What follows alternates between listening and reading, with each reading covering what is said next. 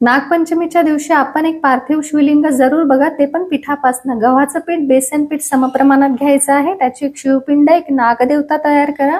नागदेवतेला पिंडीवर विराजमान करायचं आहे. पंचोपचार पूजा करून एक हात डोक्यावर, एक शेपटावर ठेवून बोलायचं आहे, हे नागदेवता, मागील जन्मी माझ्याकडनं काही तुम्हाला इजा झाली असेल तर मला क्षमा करा.